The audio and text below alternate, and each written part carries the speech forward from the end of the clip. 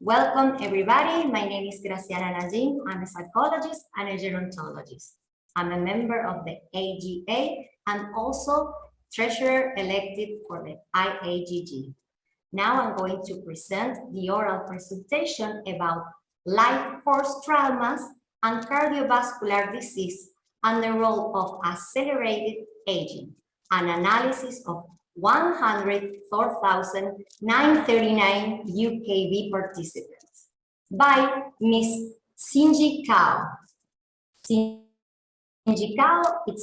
is a PhD candidate in School of Public Health at Zhejiang University.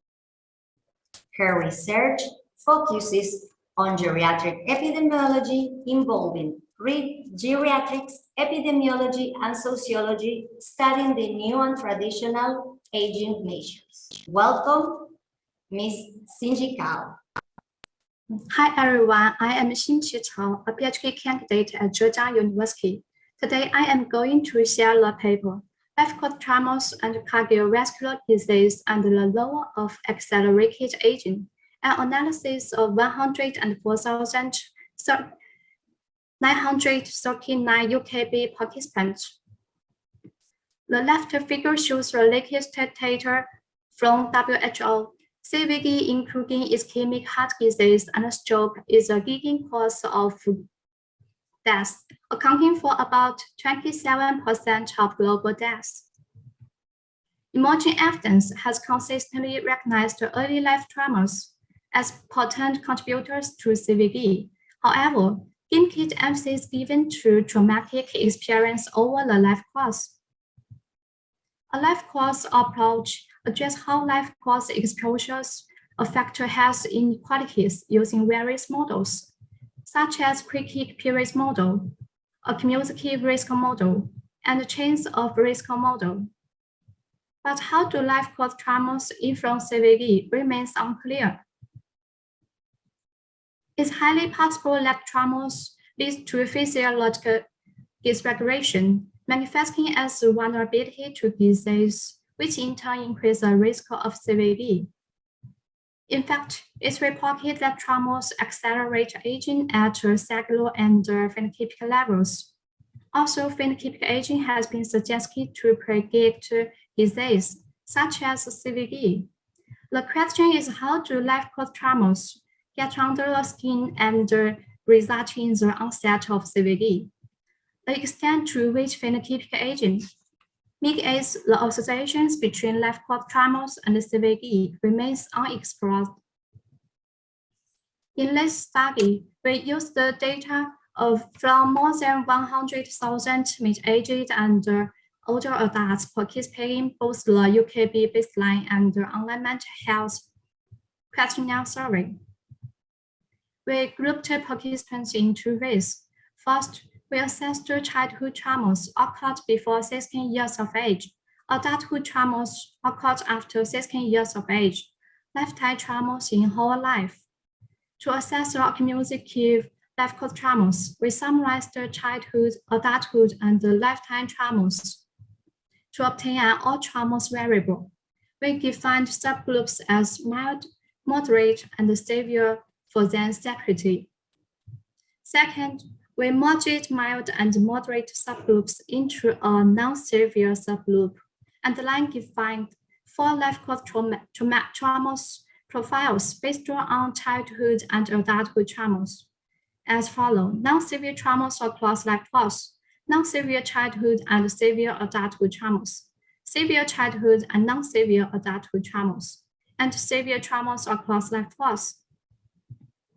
With a visible phenotypic age at baseline and a certain prevalent CVD at a time attending online mental health questionnaire survey.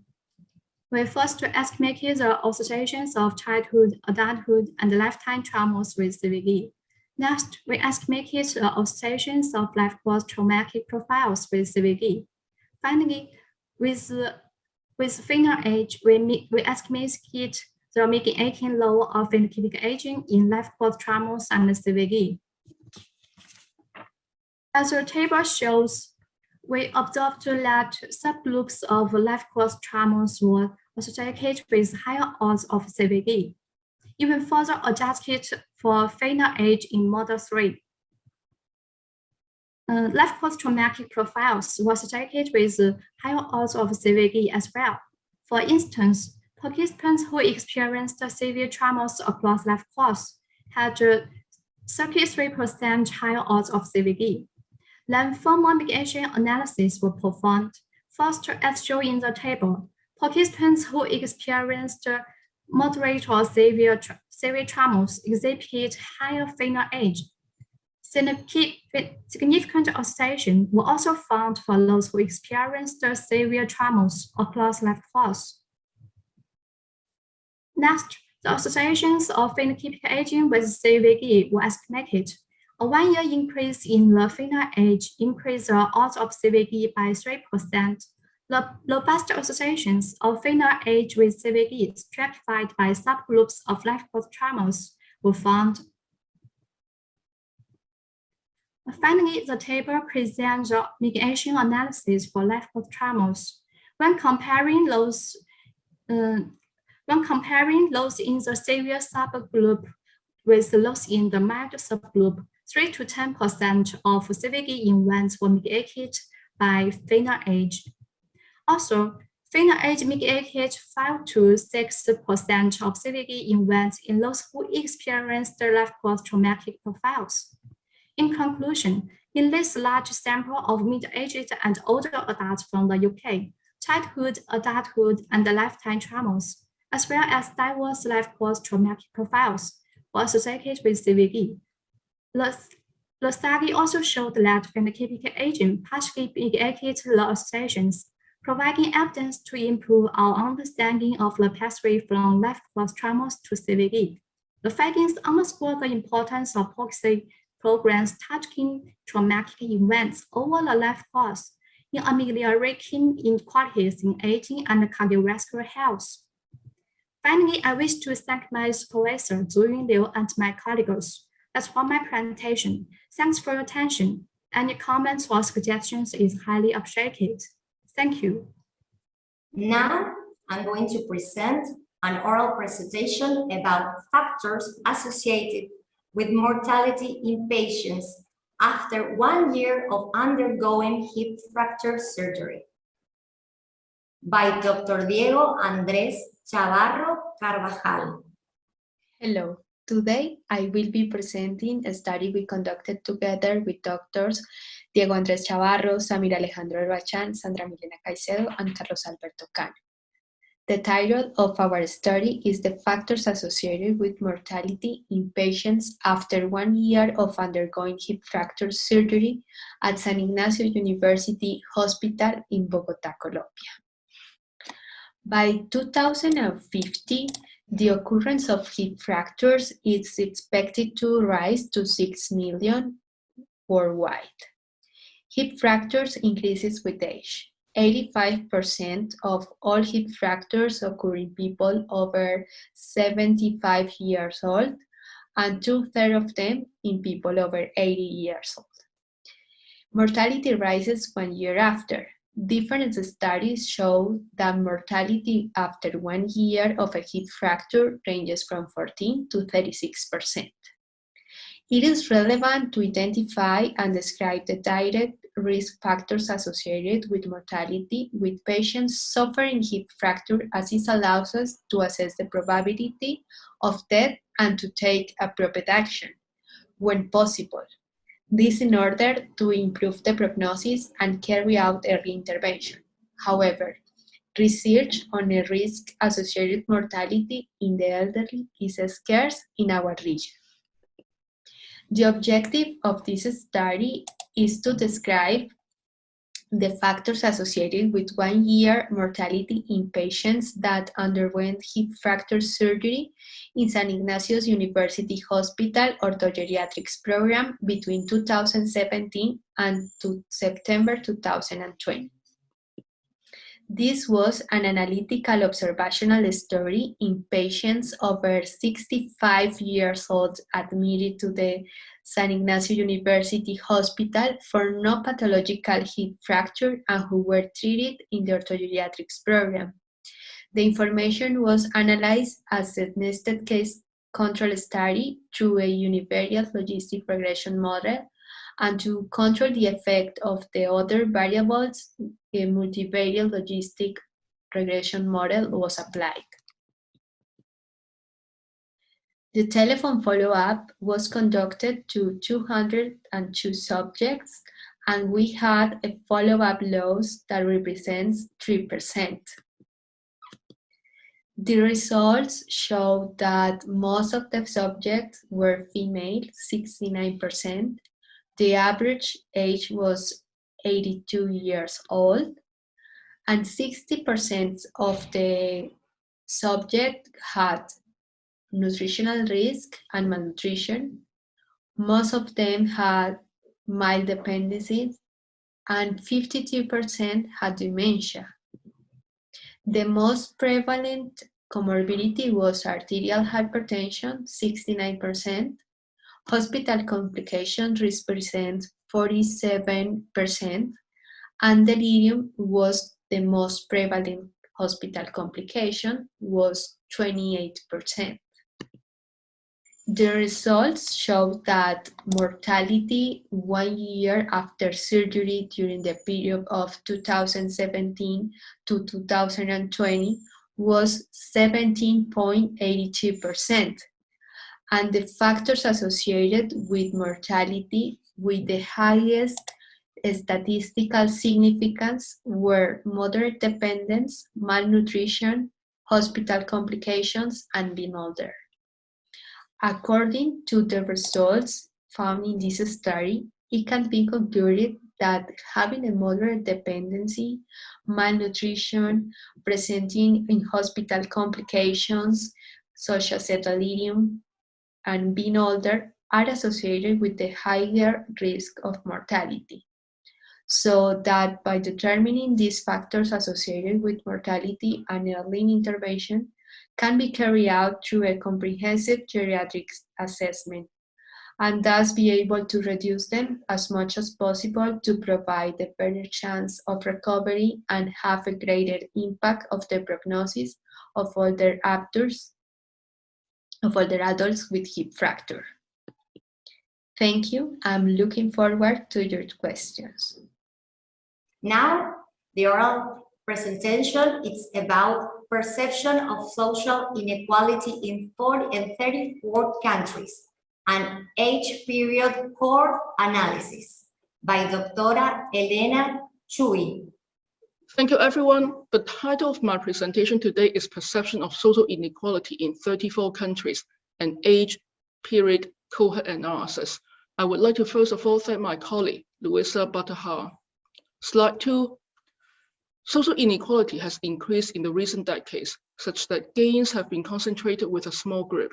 However, people's perception of inequality often does not concur with reality. In addition, the extent of biased perceptions of inequality varies within countries and across countries. Indeed, perceived inequality and not the actual level of inequality has been found to correlate strongly with demands for resources redistribution. Although the mechanism is not clear, inequality has been associated with conflicts and violence. Slide 3.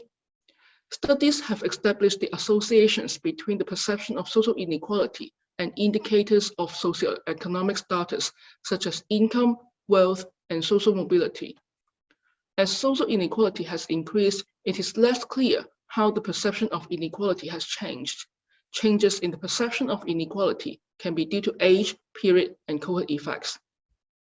Slide 4. This is the aim of the current study. We aim to decompose trends in the perception of social inequality into age, period, and cohort effects, and examine whether the perception of social inequality was associated with perceived social conflicts while taking into account demographic variables such as gender, education, and employment status, which is known to be associated with perceptions of social inequality. Slide 5. This is the method of the current study. We use the 5 waves of cross-sectional data from the International Social Survey Program, collected in 1987, 1992, 1999, 2009, and 2019. We have over 130,000 individuals from 34 countries, The dataset included 36 countries. However, the key variables were not included in the datasets from Japan and Canada. About half of the participants were women. The age range was 15 to 105 years. The mean age was 47 years. Measures. For level 1 variables, we have the perceptions of social inequality assessed by 2 items. Get ahead, how important is coming from a wealthy family. Get ahead, how important is knowing the right people. Participants responded using a 5-point Likert scale. A higher score means a high perception of social inequality. These 2 variables were correlated at 0.38 because they were not highly correlated. We used them as separate dependence variables, rather than using the mean of the 2 variables as the dependence variables. Slide 6. Social conflicts were measured by 3 items. Participants were asked to rate how much conflicts is there between the poor versus rich, working versus middle class, and management versus workers. Participants responded using a 4-point Likert scale. A higher score means a higher perception of social conflicts. These 3 variables were correlated in the range of 0.47 to 0.55. Because the variables were not highly correlated, we used them as separate independent variables, rather than using the mean of the 3 variables as the independent variable. Slide 7. The demographic variables included age, gender, marital status, education, working class, and top-bottom self-placement. Participants responded to the question, in our society, there are groups which tend to be towards the top and groups which tends to be towards the bottom. Below is a scale that runs from top to bottom. Where would you put yourself now on this scale? Participants responded using a 10-point Likert scale. A higher score means higher in self-placement. Slide 8. For level 2, period and cohort were entered in the model as random effects. Slide 9. For level 3 variables, inequality was measured using the Gini index. Country was entered as a random effect. Analysis. We used the hierarchical age period cohort cross-classified random effect model. This statistical method has been applied to examine the effects of age period and cohort using cross-country data successfully.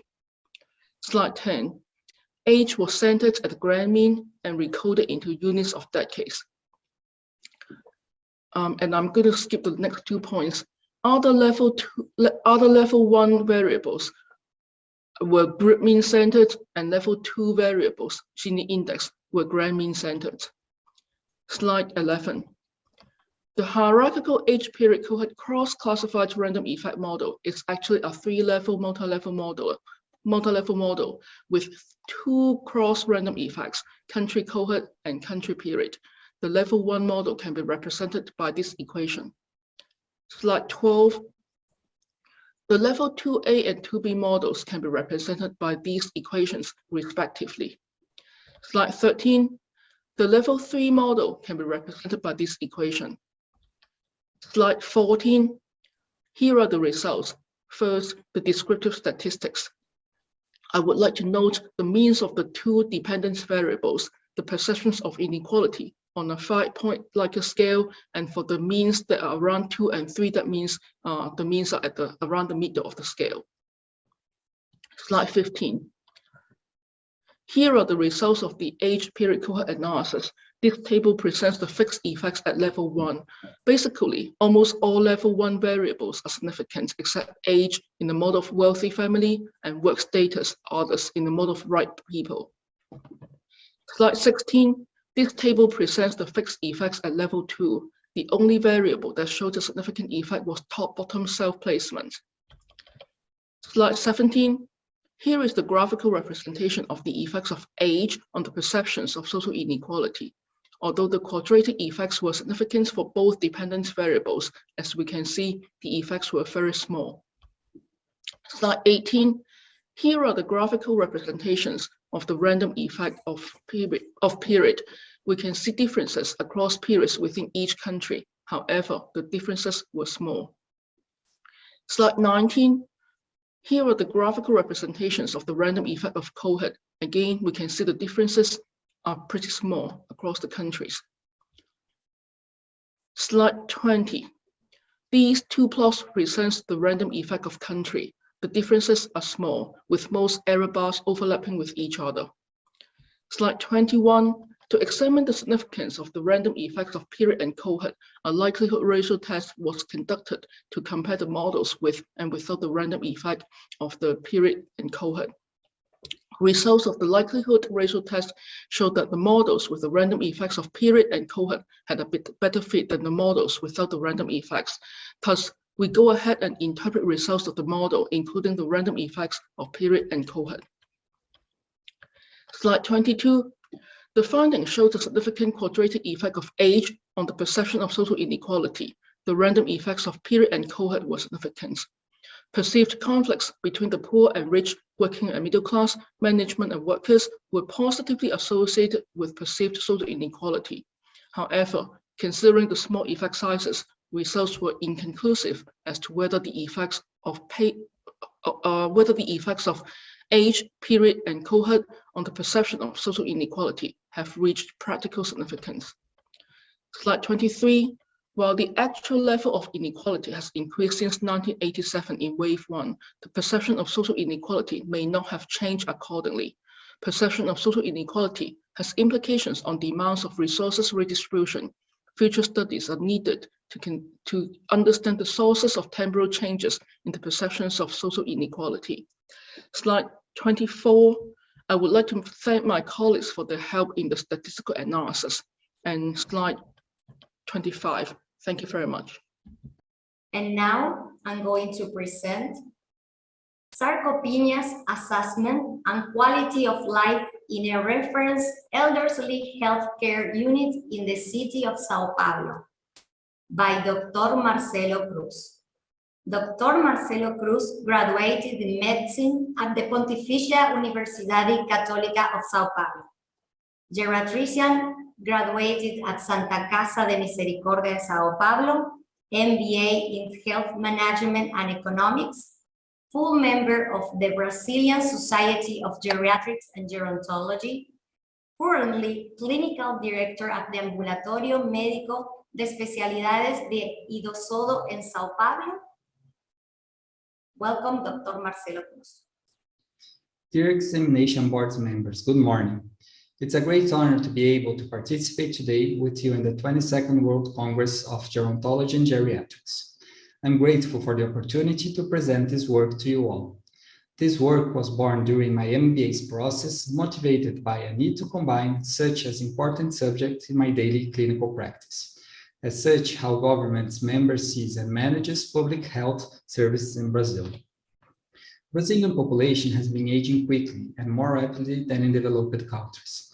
Literature shows that individuals' aging process can lead to a loss of strength and muscle mass. Sarcopenia is a multifactorial condition that can affect up to 30% of elderly people, usually associated with several negative outcomes as stumbling and qualities of life worsen, increased physical disability and mortality. Among the conditions that compose the aging process, one in particular draws attention due to its importance. However, less known in clinical practice.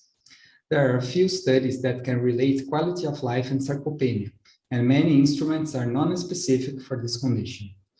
In 2015, Boldart and colleagues created the Sarcopenia-Related Quality of Life Questionnaire, SARQUAL, a questionnaire with 22 questions and 7 domains, including physical and mental health, locomotion, body composition, functionality, daily living activities, leisure activities, and fear. This study aims to assess if patients are getting sarcopenias properly, diagnosis, and to assess their quality of life. 60 patients were selected and divided into 2 groups with 30 subjects each. The first one with patients who had the history of tumbling and/or fractures, and a control group with patients who didn't. The 2 groups were evaluated for sarcopenia using measures derived of hand grip strength, calf circumference, and gait speed. As measures related to quality of life, they were asked to complete SARQUAL's questionnaire. Here, I would like to add that we use calf circumference instead of bioimpedance or DEXA due to the limitations found in our service. In the first group, almost 27% are male and 73% female, and in the control group, 32% male and 67% female. In both groups, 45% consider normal tumble, 40% don't refer to the doctor that they tumble, and 53% refer that they weren't questioned about tumbles at the medical appointment. This shows that even the most common complication of sarcopenia isn't so important for patients and doctors. First group tests analysis shows that 6.6 were diagnosed with severe sarcopenia, 16.6 with sarcopenia, 6.6 with sarcopenic obesity, 23.3 with probable sarcopenia, and 46.6 with no sarcopenia. The control group, same analysis, shows that no patient was diagnosed with severe sarcopenia or sarcopenia, 3.3 with sarcopenic obesity, 30% with probable sarcopenia, and 66% with no sarcopenia. So we can see here in this graph the difference between the tumbling group and control group that has only 3.3 sarcopenic obesity. All the confirmed cases of sarcopenia are in the tumbling group. First group's quality of life analysis shows an average about 57.7 points, and 40% of patients has scored below 50 of 100, and among these, 58.3 had sarcopenia. Compared to second group, same analysis, the average was 68.8 points, and 6.6 of patients had scored below 50, and among these, 3.3 had probable sarcopenia. The graphs we can see, the tumbling group, 40% scored below 50, and only 6.6 scored below 50 in the sarcoma. In both groups, all patients analyzed in this study were underdiagnosed for sarcopenia. First group's patients had a greater number of diagnoses for different degrees of sarcopenia and showed a worse quality of life when compared to the second group's patient. Concluding, sarcopenia is a little-known, multifactorial, and underdiagnosed illness, which is related to a greater number of tumblings and worsening of the elderly's quality of life. The sarcopenia's assessment, which can affect up to 30% of the elderly, has received special attention in the last 2 decades due to its relationship with health service costs and quality of life's impact. Nowadays, approximately 50 million people in the world are affected by this condition. However, as it isn't an ordinary topic to the most health professionals, this number may be underestimated. Our study showed that 100% of the patients were underdiagnosed for sarcopenia with no differences between groups, even though realized in a specialized geriatrics and gerontology service. This fact made us raise some hypotheses that could justify sarcopenia's underdiagnosis. Among them, a public health system increasingly pressured by an increasing demand with limited financial resources, which led to needs for a high number of short-term appointments. Another one is the poorness of infrastructure and lack of equipment to enable diagnosis, most of all in primary care service, such as physical space, absence of a dynamometer or bioimpedance device. Finally, but not less important, we found out that the lack of knowledge on the subject and consequent training for the correct sarcopenia diagnosis. Sarcopenia is more frequently observed in patients who have suffered falls, and due to the significant difference found out between those who had a fall and the diagnosis of sarcopenia, and between those who had a fall and a worse quality of life, we suggest that further studies should be carried out in order to improve the understanding on these subjects.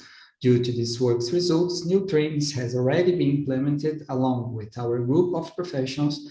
A new protocol has been established for better investigation and adequate treatment of sarcopenia. Thank you very much. And now I'm going to present the oral presentation by Dr. Gloria GUTMAN, that it's about perceived consequences on the COVID-19 pandemic on LGB and heterosexual Canadian older adults.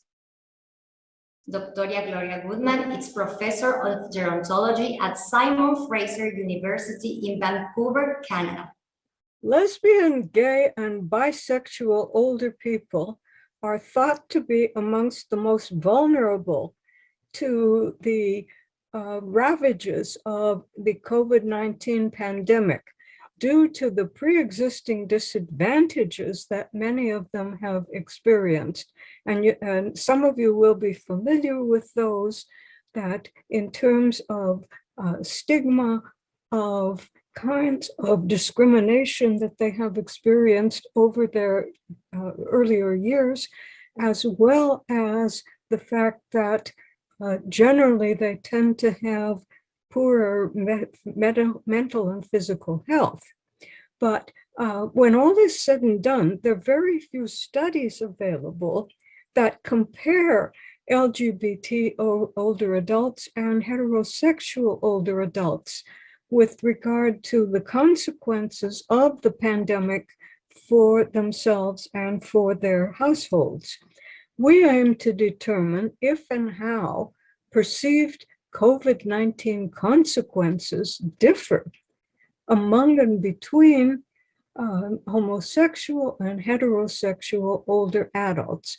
And the secondary objective of our study was to examine the association of the perceived COVID consequences with self-rated mental and general health.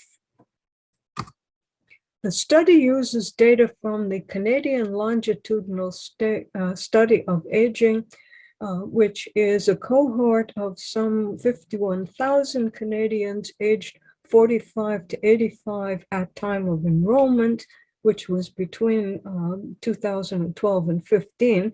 And they are followed up every 3 years and will be for at least the next 20 until 2033. We analyzed data of participants aged 55 and over at the first follow-up, which was the one that contained some questions about elder abuse. We also took, these people also took part in a COVID-19 study, which was conducted between April and December of 2020, with an N of some 24,000. This presentation deals specifically with some questions from the COVID-19 study. And we used weighted analyses because it's a very complex service design, and we wanted to be able to generalize to the Canadian population as the CLSA leadership recommends. The COVID-19 study exit interview asks participants to describe the consequences or to rate the consequences of COVID-19 on them and their households using a 5-point Likert scale. We regrouped this into 3 categories of very negative, negative, no effect, or very positive. And the main independent variables were gender and sexual orientation, with self-rated health and mental health as explanatory variables. This slide shows the actual questions, which, as you can see, ask the respondent to take everything about COVID-19 into account and then to describe the consequences on themselves and their households using the scale shown. This slide shows our questions for health and mental health. The overall weighted prevalence of perceived COVID-19 consequences being negative was just a little over half. But we were surprised to find that it was heterosexual men who had the highest negative responses.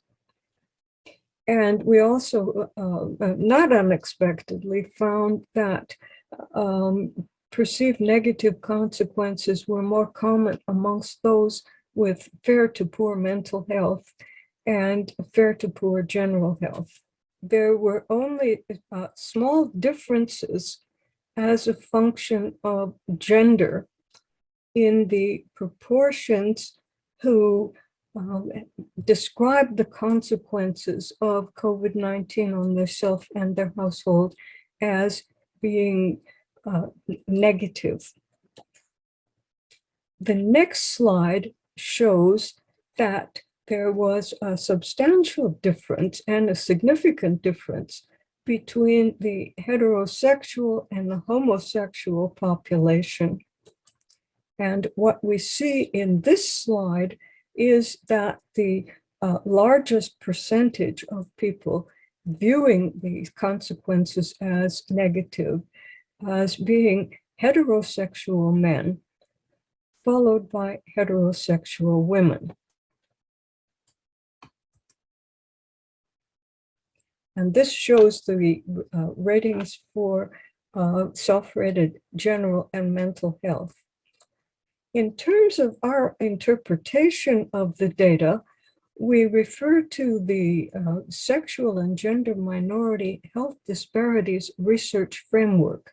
This is an important framework in that it has 4 levels that are consider individual factors. The second level considers relationships. The third is the level at which the relationships take place, and the fourth level has to do with the broader society. If you look at the individual factors, what we see there is minority stress, which is a theory that is used to explain some of the stresses and strains that LGBT individuals would have experienced. But what it also shows is that there are coping mechanisms that will be used. There are resilience factors that need to be taken into consideration, as well as intersecting identities. We are not just a homosexual. We are also a person who has other identities and other strengths. And so, although the overall prevalence of perceived COVID-19 consequences were higher amongst individuals with lower self-rated mental health and general health, in general, our LGBT, our homosexual participants, were less likely to perceive the consequences of the pandemic to be negative. And we think that this is because of their resilience, as well as their experience overcoming previous kinds of trauma and disasters. We have a series of studies that we have been conducting with the LGBT community over the last several years. We invite you to look at some of our other publications, and we wish to certainly to acknowledge the sponsorship of the Canadian Longitudinal Study of Aging in providing the data for us. This is a Government of Canada Center of Excellence that is funded by the Canadian Institutes of Health Research. We also would like to acknowledge a grant from the Council to Reduce Elder Abuse, which is located within the province of British Columbia, which was specific to analyzing the CLA-SA data and looking at it from the point of view of the impact of the COVID pandemic on both heterosexual and in particular LGBT older adults. Thank you. Acute effects of electrical muscle stimulation on electromyographic and functional parameters in the elder, a clinical case. This oral presentation that I just present is going to be by Miss Sara Molla-Casanova. She's graduated in physiotherapy in 2017 at the Faculty of Physiotherapy in the University of Valencia. Currently, she's performing her PhD under the supervision of Dr. Pilar Sara at the UBIC Research Group. Her work in the laboratory is mainly focused on aging, frailty, and biomechanical assessment. Good morning, I am Sara, a PhD student of the University of Valencia. First of all, I would like to thank the organization for giving me the opportunity to present this work, which is entitled Acute Effects of Electrical Muscle Stimulation on Electromyographic and Functional Parameters in the Elderly, a Clinical Case. This is the outline I'm going to follow along the presentation. We will start with the introduction section. As you all know, aging involves progressive physiological changes that lead to a decline of biological functions. Even for Arnold Schwarzenegger, skeletal muscle is especially susceptible to such effects, thus losing up to a third of its strength and muscle mass, a phenomenon known as sarcopenia. Here you have, as an example, a tight muscle of a young, healthy person when compared to a sarcopenic person. The prevalence of sarcopenia in Spain, according to the updated criteria proposed by the European Working Group on Sarcopenia in Older People, has been recently estimated in 28.5%. This implies that 1 in 3 older adults suffer from sarcopenia in Spain. Furthermore, sarcopenia is related to functional impairment, frailty, and even dependence. In this scenario, strategies aimed at preventing or treating sarcopenia are urgently needed. Aside from physical exercise, which is the gold standard aimed at treating sarcopenia, other interventions such as electrical muscle stimulation have been proposed as a therapeutic alternative to counteract muscle sarcopenia. However, there are inconsistent results, and even more, there is no consensus on the protocol or application parameters aimed at treating sarcopenia. In view of the foregoing, the aim of the current study was to evaluate the acute effect of an electrical stimulation protocol on electromyographic and functional parameters in the elderly. Now we are going to present the methods we used for carrying out this study. We present a clinical case of a frail man, a 77-year-old man, who underwent a 4-minute electrostimulation session with the electrodes located on the quadriceps, exactly on the anterior rectum. As you can see in the image. And the session consisted on sitting in a chair with the knees bent 90 degrees and performing an isometric contraction through a convex device against external resistance, a leg extension machine.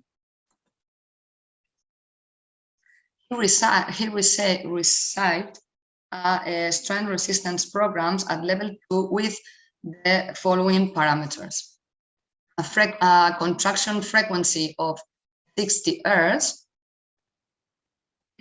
a ramp of 1.5 seconds, a plateau of 8 seconds, and a descending ramp of 0.75 seconds. The rest period was at 7 Hz with no ramps, and it lasted 6 seconds. Functional capacity by means of the 6-minute walking test, self-perceived effort by means of the 10-point Borg scale, and muscle bioelectrical activity by means of electromyography were assessed before and after the intervention. Now we are going to present the results we obtained. After the electrical muscle stimulation session, we observed that the mean muscle electrical activity, we observed that the muscle electrical activity, both the mean and the maximal, increased for both legs, both the right and the left leg, up to 89.2%, which is pretty good.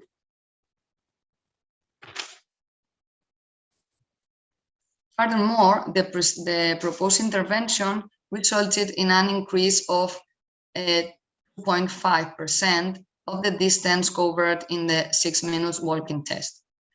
Interestingly or noteworthy, this intervention did not result in an increased self-perceived fatigue.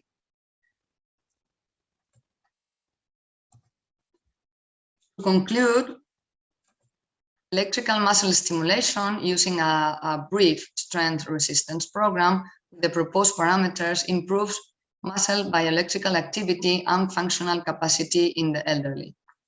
This strategy may be considered as an alternative or adjuvant to physical exercise aimed at the prevention or treatment of sarcopenia. Finally, I would like to thank our research group, UBIC, for the great support they give me every day, and of course to MyoxFit, who provided the device necessary to carry out this study. And of course, thank you all for your attention. And now I'm going to present the oral presentation about social service professionals' knowledge of an attitude towards older persons, implications for continued professional development, CPD, by Dr. Stephan GEYER. Professor Stephan GEYER is an associate professor in the Department of Social Work and Criminology at the University of Pretoria, South Africa. He teaches models in addiction, gerontology, and research methodology. As a research supervisor, he guides both MSW and PhD candidates in the fields of addiction, social gerontology, and HIV social interventions. As an applied researcher, he research focused primarily on addiction and secondary social gerontology. He's a member of the South African Academy for Science and Arts. Social service professionals' knowledge of and attitudes towards older persons, implications for continuing professional development amidst global population aging. Introduction. Older populations are increasing across the globe in both developed and developing countries. One of the consequences being that an increased number of older persons will require social services. One of the professional groups pertinently concerned with older persons is that of social service professionals, in this instance referring to social workers and social auxiliary workers. The rationale is that professionals require appropriate knowledge of older persons and a fitting attitude to render effective social services. Data pertaining to these professionals' knowledge and attitude could assist in the design and the delivery of CPD activities. This study is directly aligned with at least two focus areas of the UN Decade of Healthy Aging. The lacuna this study focused on is based on various international and national research databases.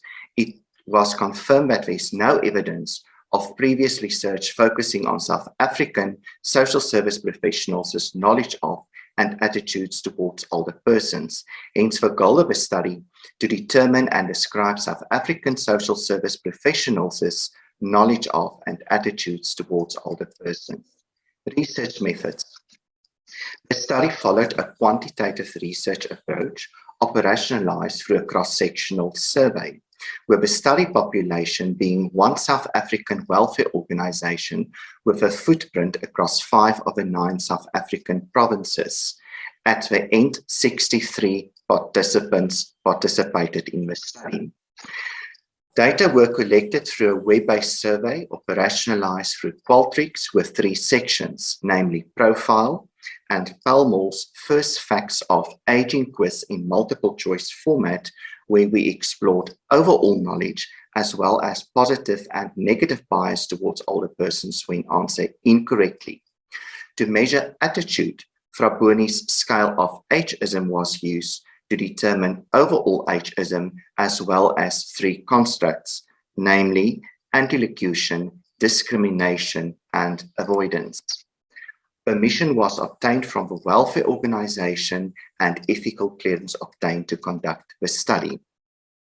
Research results and discussion. From the profile of the respondents, it is clear that at the time of the study, the mean age indicated that most of the respondents were in middle adulthood. As would be expected from this professional group, most identify as female, with most of them being registered social workers, with the highest qualification being the Bachelor's of Social Work, having years of service of 15.5 years, and most of them working in child and family welfare services. From descriptive statistics, it is indicated that with a mean of 9.4 for overall knowledge, it indicates that respondents had a low overall knowledge of older persons. It translates into 37.6% correct answers.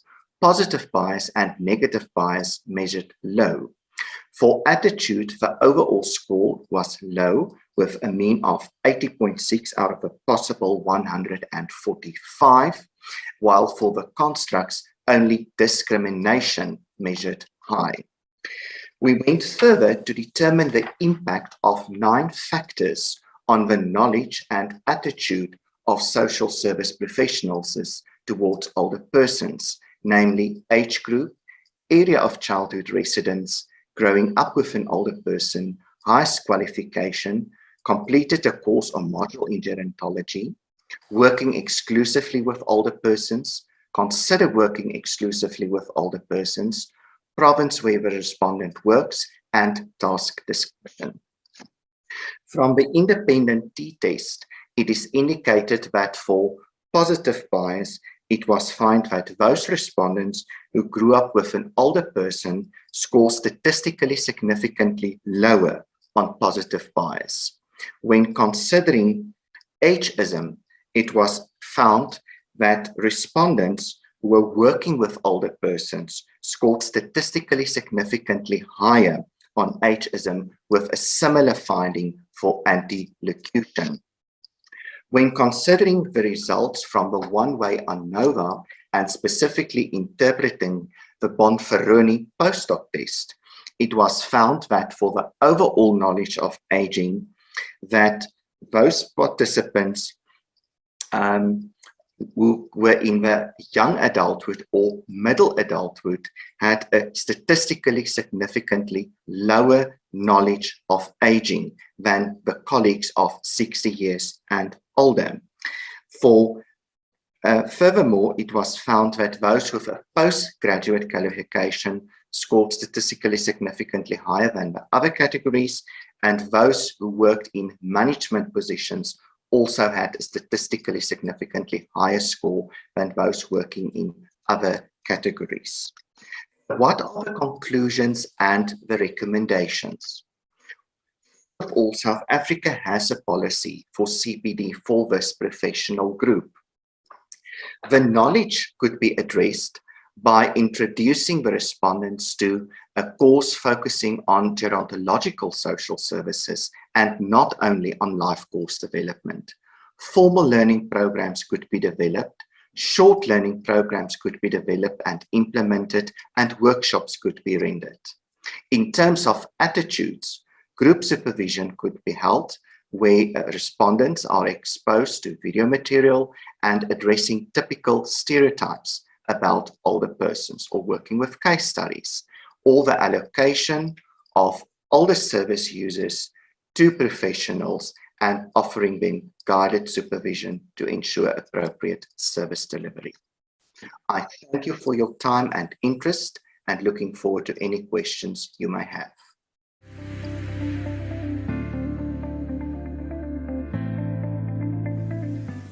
Good morning, everyone. My name is Graciana, and I was chairing this oral presentation. So now we're going to start with the Q&A. So I will see if there's any question for our speakers. Well, I can see I have a question from CHUI Helena for Dr. Gloria GUTMAN. I have a question. Thank you very much for your very interesting presentation. My question is about the marital status. Have you looked at any similarities or differences between individuals of different marital status? For example, married, single, divorced, widowed. Thank you. Yes, we have quite a bit of information about the characteristics of each of the participants in the study. And so our more sophisticated analysis did look at the demographics and some of the other variables. But in this presentation, what we wanted to do was look specifically at the issue of gender and sexuality, because there is such a small literature which suggests that LGBT people are more susceptible in a disaster situation, but there's very little hard data. So this one, we were pleased to find that in fact this group seemed to be more resilient and in coping with the disaster of the pandemic. Thank you, Dr. GUTMAN. Well, if there isn't... I do have a question again for Dr. Gloria GUTMAN. Thank you so much for your answer. It is very good to see that the marital status was actually in the data, it's just not presented. I was really wondering why the heterosexual men would be basically the least able to cope compared to the other groups. What would be your speculation? Why, when the hypothesis, we're expecting the LGBT people to be more vulnerable and the result is actually the opposite. What would be your speculation? Yeah. Well, from other research that we've done, many of these people, older adults, have lived through the AIDS situation. And so they are survivors. And in that sense, we're more proactive. Like we have found that more of them complied with public health kinds of directives than the other group. What we also see is with men would seem to have more negative consequences. In particular, it's because of many of them, more of them are working. And so they're caught, in terms of consequences and stresses.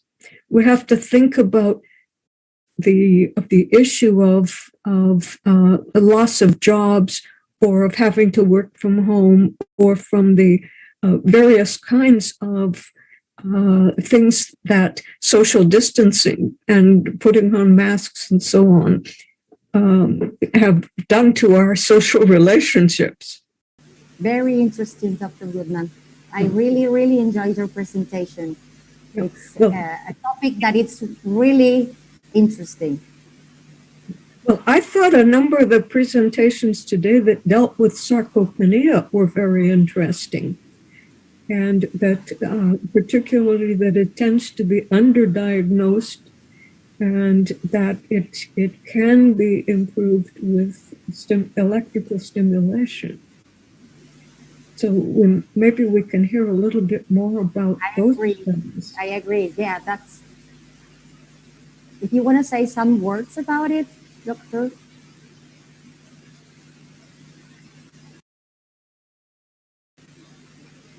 In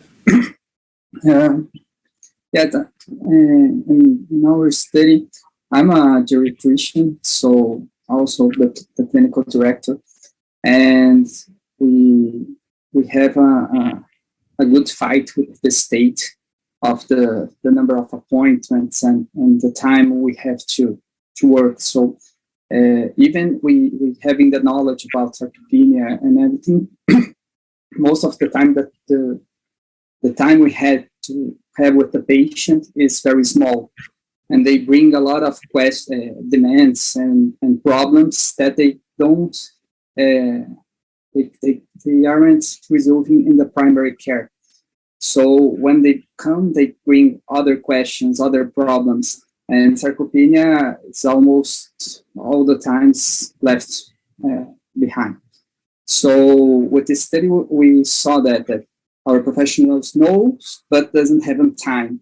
And our service is new, has only 5 years. So we are constructing the service. So it was good to know that we need to be intelligent to find other forms to investigate sarcopenia. Not only the physicians, but all the professionals. To have the best treatment for them and not centered in the physician, and also to start how can I say, a capacitation with the primary care about sarcopenia, because we need just a little bit of stuff to do it. But we saw that in our study 100% wasn't question about sarcopenia. Wasn't diagnosed of sarcopenia. And what we saw is that almost 50% of the patients consider normal to fall, to tumble, and 50% also of the doctors doesn't question, the patients doesn't refer, only if they have a hip fracture involved. But if it doesn't, they don't say about it. So it's a huge work of to teach the people, to teach the other professionals the importance of the sarcopenia and all the costs involved, financial and physical and social, and for the head, the sentiment and everything, because a lot of people stop working to begin to be caregivers. So it's a huge problem that we are starting to talk in the last 10 years. So it's interesting to work with that. Thank you, Doctor. I have another question for you, actually, from Russo Alberto, that he says, the use of food as a supplement in sarcopenia has effects? Sorry, I didn't understand the first part. He was wondering if the use of food supplements in sarcopenia has effects. Yes, it has, but the hugest problem that I see is when we tell to the patient to give a supplement or a vitamin or something, they don't do the most important, that is the exercise. So of course we need to do this stuff also, but we need to show them that the most important is that they need the right nutrition, that they need to do the right exercise to get stronger and improve the muscle mass and strength. So it has its paper, but I don't think it's the first the first thing we need to propose to them. It's always a compliment. Perfect. Thank you. Thank you, Dr. Cruz. Well, I don't see any further questions. So, as I said before, if you like to add something to your presentations.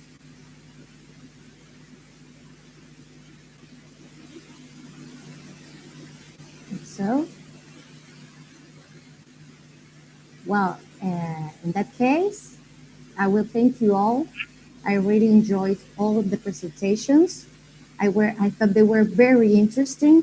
Thank you again for participating in this 22 Congress of Gerontology and Geriatrics.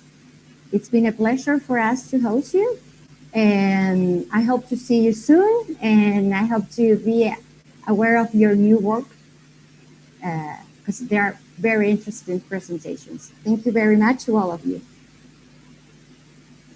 Thank you.